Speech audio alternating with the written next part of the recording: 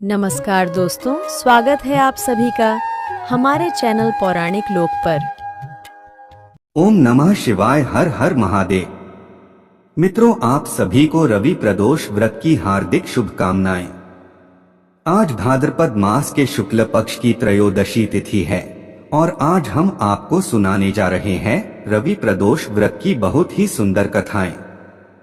प्रदोष व्रत हर माह के शुक्ल और कृष्ण दोनों पक्षों की त्रयोदशी तिथि को रखा जाता है।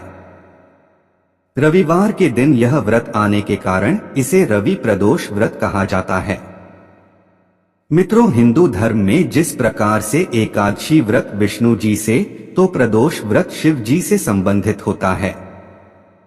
दरअसल इन दोनों ही व्रतों के प्रभाव से चंद्र दोष दूर होता है। मित्रों, रवि प्रदोष व्रत करने से भगवान शिव के साथ ही भगवान सूर्य की कृपा का भी लाभ मिलता है और इसी कारण यह अत्यंत ही मंगलकारी व्रत माना जाता है।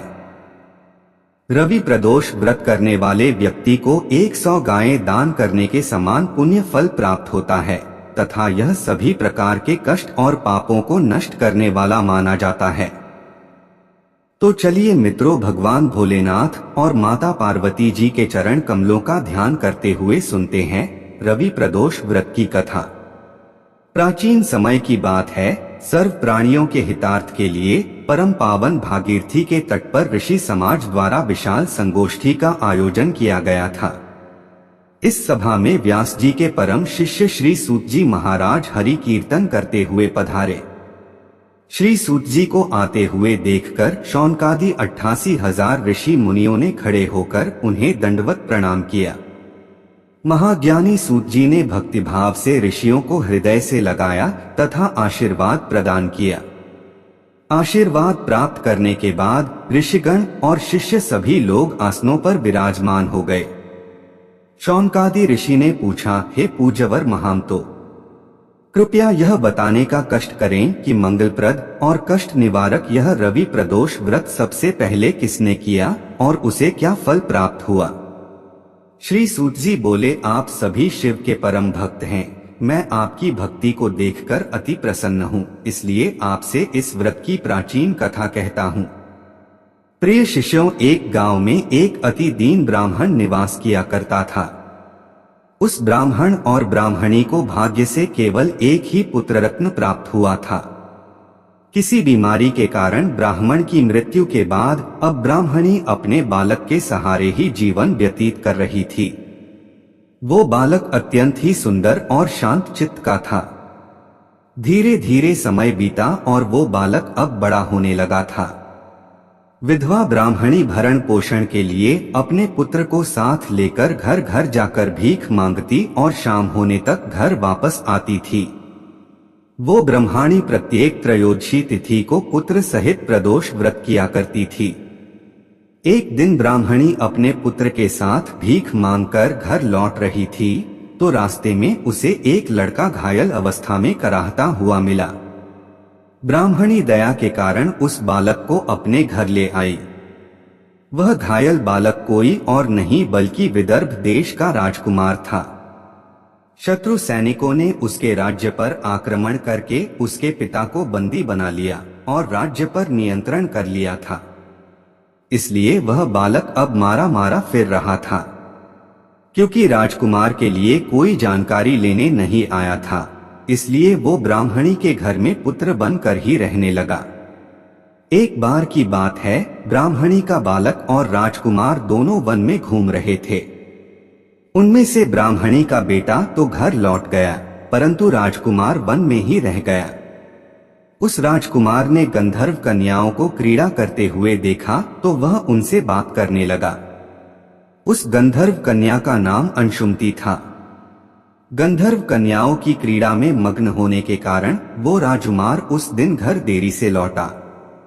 राजकुमार दूसरे दिन फिर से उसी जगह पहुंचा जहां अंशुमती क्रीड़ा कर रही थी, परंतु आज उस स्थान पर अंशुमती अपने माता पिता से बात कर रही थी।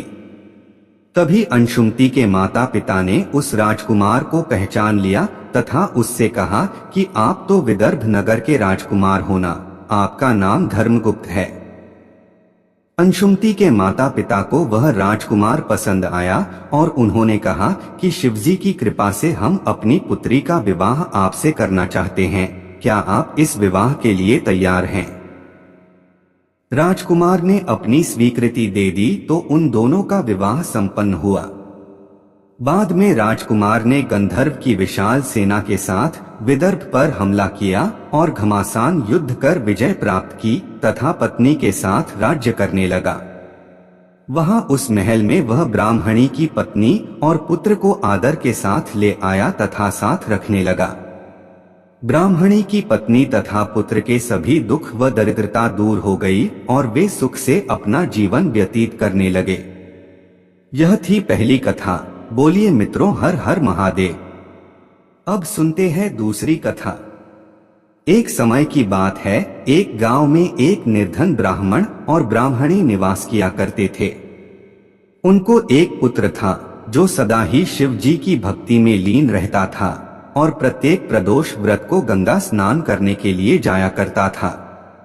इसी प्रकार से एक समय ब्राह्मण का पुत्र गंगा स्नान करने के लिए गया हुआ था। अब तो दुर्भाग्यवश मार्ग में चोरों ने उसे घेर लिया और वे कहने लगे कि हम तुम्हें मारेंगे नहीं, पर तुम अपने पिता के गुप्त धन के बारे में हमें बतला दो।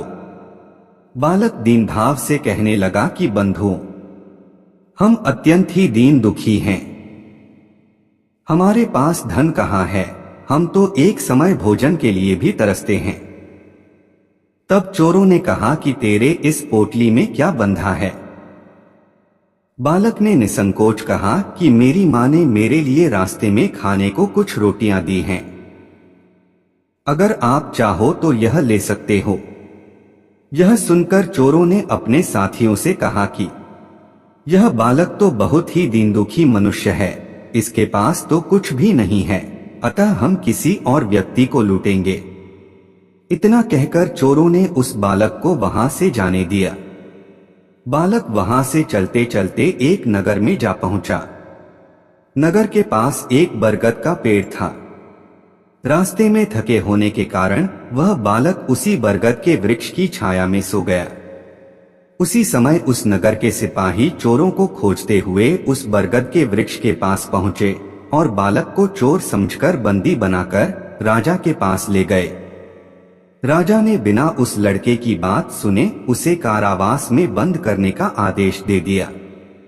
इतना अधिक समय व्यतीत हो चुका था, परंतु ब्राह्मणी का लड़का अभी तक घर नहीं लौटा था, जिस कारण ब्राह्मणी को अपने पुत्र की बड़ी चिंता सता रही थी। सौभाग्य से अगले दिन ही प्रदोष व्रत था। ब्राह्मणी ने पूरी सच्ची श्रद्धा भाव से प्रदोष व्रत किया और भगवान शंकर से मन ही मन अपने पुत्र की कुशलता की प्रार्थना करने लगी। और भगवान शंकर ने उस ब्राह्मणी की प्रार्थना को स्वीकार कर लिया। उसी रात भगवान शंकर ने उस राजा को स्वप्न में आदेश दिया कि वह बालक चोर नहीं है, उसे प्रातः काल छोड़ दिया जाए, अन्यथा तुम्हारा सारा राज्य वैभव सब कुछ नष्ट हो जाएगा। भगवान के आदेश अनुसार प्रातः काल होते ही राजा ने उस बालक को कारावास से मुक्त कर दिया और उससे पूछा कि वो उस पेड़ के नीचे क्या कर रहा था। बालक ने अपनी सारी कहानी राजा को सुनाई। सारा वृत्तांत सुनकर राजा ने अपने सिपाहियों को उस बालक के घर भेजा और उसके माता पिता को राजदरबार में बुलाया। उसके माता पिता राजा के पास अपने पुत्र को बंदी के रूप में देखकर अत्यंत ही भयभीत हो रहे थे। राजा ने उन्हें भयभीत देखकर कहा कि आप भयभीत न हो, आपका बालक निर्दोष है। राजा ने उस बालक को मुक्त कर दिया, उससे क्षमा याचना की और ब्राह्मण को 5 गांव दान में दिए, जिससे कि वे सुखपूर्वक अपना जीवन व्यतीत करने लगे। मित्रों, स्कंद पुराण के अनुसार जो भक्त प्रदोष व्रत के दिन शिव जी की पूजा अर्चना करने के बाद एकाग्रचित्त होकर प्रदोष व्रत कथा का श्रवण कथा है, उसे 100 जन्मों तक कभी दरिद्रता का सामना भी करना पड़ता। ब्राह्मणी के प्रदोष व्रत के महात्म्य से जैसे राजकुमार और ब्राह्मण के दिन फिरे, वैसे ही शंकर भगवान अपने दूसरे भक्तों के दिन भी फेरते हैं। बोलिए शंकर भगवान की जय, गौरी पुत्र गणेश की जय। अब मित्रों सुनते हैं एक अन्य कथा। पौराणिक समय की बात है। चंद्र का विवाह दक्ष प्रजापति की 27 नक्षत्र कन्याओं के साथ संपन्न हुआ। उनकी सभी पत्नियां ही सुंदर थी, पर जिसमें उनकी पत्नी रोहिणी बहुत ही सुंदर थी। उनके मुख पर 100 चंद्रमा के समान तेज प्रतीत होता था और उनकी मुस्कान कमल के पुष्प के समान थी। रोहिणी की सुंदरता के कारण चंद्र रोहिणी से अधिक प्रेम करते थे और अपना ज्यादातर समय वो रोहिणी के साथ ही व्यतीत करते थे। इसी प्रकार से समय बीतने लगा एवं चंद्र का रोहिणी पर अधिक स्नेह देख शेष कन्याओं को बहुत दुख होने लगा। इस बात से दुखी होकर चंद्रमा की अन्य पत्नियां उनकी इस समस्या को लेकर वो अपने पिता के पास गई और अपने पिता दक्ष से अपना दुख प्रकट किया। दक्ष स्वभाव से ही क्रोधी प्रवृत्ति के थे और उन्होंने बिना चंद्र की बात को सुने बिना उनसे कोई प्रश्न किए क्रोध में आकर चंद्र को श्राप दिया कि तुम क्षय रोग से ग्रस्त हो जाओगे। शनैः चंद्र क्षय रोग से ग्रसित होने लगे और उनकी कलाएं क्षीण होना प्रारंभ हो गईं। नारद जी ने उन्हें मृत्युंजय भगवान शिव की आराधना और प्रदोष व्रत करने को कहा। तत्पश्चात रोहिणी और चंद्र दोनों ने भगवान शिव की आराधना की। चंद्र अंतिम सांसें गिन रहे थे कि भगवान शंकर ने प्रदोष काल में चंद्र को पुनर्जीवन का वरदान देकर उसे अपने मस्तक पर धारण कर लिया, अर्थात चंद्र मृत्युतुल्य होते हुए भी मृत्यु को प्राप्त नहीं हुए। पुनः धीरे धीरे चंद्र स्वस्थ होने लगे और पूर्णमासी पर पूर्ण चंद्र के रूप में प्रकट हुए। चंद्र देव में त्रयोदशी के दिन महादेव का व्रत रखकर प्रदोष काल में उनका पूजन किया। व्रत और पूजन से प्रसन्न होकर महादेव ने उन्हें मृत्युतुल्य कष्ट से मुक्त कर पुनर्जीवन प्रदान किया और अपने मस्तक पर चंद्रमा धारण कर लिया। इस व्रत में प्रदोष काल में महादेव का पूजन किया जाता है, इसलिए इसे प्रदोष व्रत कहा जाता है। प्रदोष काल यानी सूर्यास्त्र और रात्रि के मध्य यानी गोधूली बेला में शिव जी का पूजन किया जाता है। बोलिए मित्रों, ओम नमः शिवाय। अब चलिए मित्रों सुनते हैं अंतिम कथा। एक समय की बात है, इंद्र और वृत्रासुर में घनघोर युद्ध हुआ। उस समय देवताओं ने दैत्य सेना को पराजित कर नष्ट भ्रष्ट कर दिया। अपना विनाश देख वृत्रासुर अत्यंत क्रोधित हो स्वयं युद्ध के लिए उद्यत हुआ। मायावी असुर ने आसुरी माया से भयंकर विकराल रूप धारण किया। उसके स्वरूप को देख इंद्रादिक सब देवताओं ने इंद्र के परामर्श से परम गुरु बृहस्पति जी का आह्वान किया।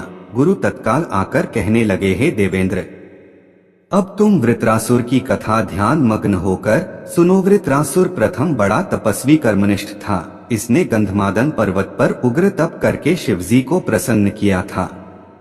पूर्व समय में यह चित्ररथ नाम का राजा था। तुम्हारे समीप जो सुरमय वन है वह इसी का राज्य था। अब साधु प्रवृत्ति विचारवान महात्मा उस वन में आनंद लेते हैं। भगवान के दर्शन की अनुपम भूमि है। एक समय चित्ररथ स्वेच्छा से कैलाश पर्वत पर चला गया।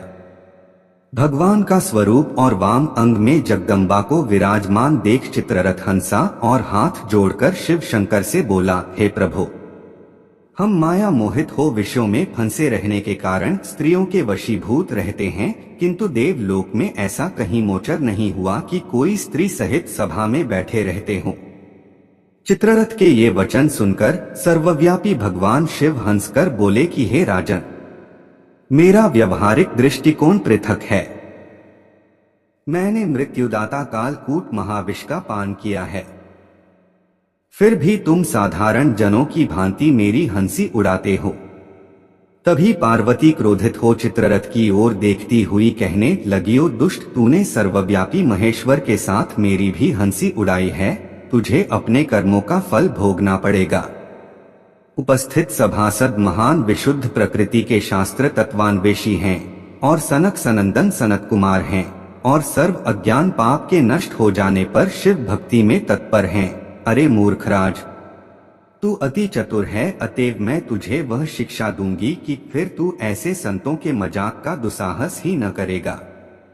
अब तू दैत्य स्वरूप धारण कर विमान से नीचे गिर, तुझे मैं शाप देती हूँ कि अभी पृथ्वी पर चला जा। जब जगदम्बा भवानी ने चित्ररथ को ये शाप दिया तो वह तत्क्षण विमान से गिरकर राक्षस योनि को प्राप्त हो गया और प्रख्यात महाअसुर नाम से प्रसिद्ध हुआ। जगदम्बा भवानी के अभिशाप से चित्ररथ राक्षस योनि को प्राप्त हो गया और त्वष्टा नामक ऋषि के श्रेष्ठ तप से उत्पन्न हो वृत्रासुर बना। एक समय जब देवताओं और असुरों में युद्ध हुआ तो वृत्रासुर से कोई भी देवता नहीं जीत पाए और इस समस्या के समाधान के लिए सभी देव मिलकर गुरुदेव बृहस्पति के पास गए और उनसे इसका उपाय पूछा। गुरुदेव बृहस्पति आगे बोले, वृत्रासुर बाल्यकाल से ही शिव भक्त रहा है, इस कारण तुम सभी देवतागण मिलकर भी उससे जीत नहीं सकते। अतः हे इंद्र, तुम अब मेरे परामर्श से यह प्रदोष व्रत करो और शंकर भगवान को प्रसन्न करो, जिससे तुम इस महाबलशाली दैत्य पर विजय प्राप्त कर सको। गुरुदेव बृहस्पति के वचनों को सुनकर सब देवता प्रसन्न हुए और त्रयोदशी व्रत यानी कि प्रदोष व्रत विधि विधान से किया। इसी प्रदोष व्रत के प्रताप से इंद्र ने शीघ्र ही वृत्तासुर पर विजय प्राप्त कर ली और युद्ध समाप्ति के बाद देवलोक में शांति छा गई।